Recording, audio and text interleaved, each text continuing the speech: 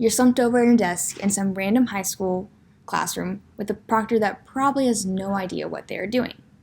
You look around at your fellow classmates, nervous and hopeful for what this one test could determine: what colleges they get into, how much scholarship money they receive, or even if they have to take it a second, or let's be honest, third time. Now look around this room. Every single one of us had to take some sort of standardized test to get to the point that we are today. Now, with that being said, there are two differing opinions concerning standardized testing among students, teachers, and school districts alike. Today, we're going to take a look at the varying perspectives concerning standardized testing. First, we're going to look at how most people argue that standardized testing are not an accurate measure of intelligence. Then, we're going to look at the effects that standardized testing has on teachers and school districts. And finally, we're going to examine how standardized testing creates an even playing field for all students. To begin, we're going to look at how standardized testing does not measure intelligence. No single test can measure all aspects of one person's intelligence. According to Sandbox News, a student who has a weak spot in science or math but excels in many other subjects will receive below average scores and be perceived as below standard, while they are truly being exceptionally brilliant. With that being said, not all parts of an education are represented in standardized testing. Therefore, it's evident that they cannot measure one person's intelligence.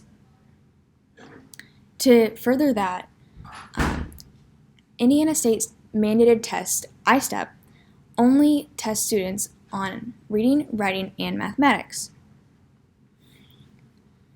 That's only 3 parts out of a whole education that a student receives. Now moving on, people also argue that standardized testing tests the standard student, not the individual, not taking into account the different strengths and weaknesses of each student as an individual. Also, when looking at college entrance exams like the SAT and ACT, most people think that they are a way to measure their intelligence. However, these exams are just meant to test students' college readiness or potentially what grades they could receive as a freshman. According to the National Center for Education Statistics, the SAT is not designed as an indicator of student achievement, but rather as an aid for predicting how well students will do in college. Moving on, we're going to examine the effect that standardized tests has on teachers and school districts. To begin, teacher pay and school district funding can be, and most times are, based on standardized test scores. With that being said, many teachers receive performance-based pay or incentives which are based off of how well their students perform on standardized tests.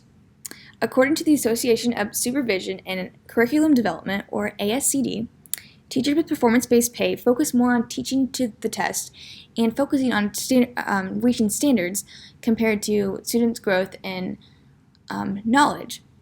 This performance-based pay brings nothing but harm towards students.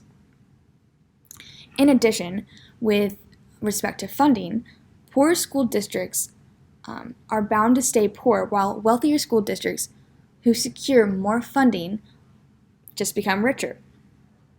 According to The Atlantic, standardized tests disadvantage students attending low-income schools due to the lack of test prep resources.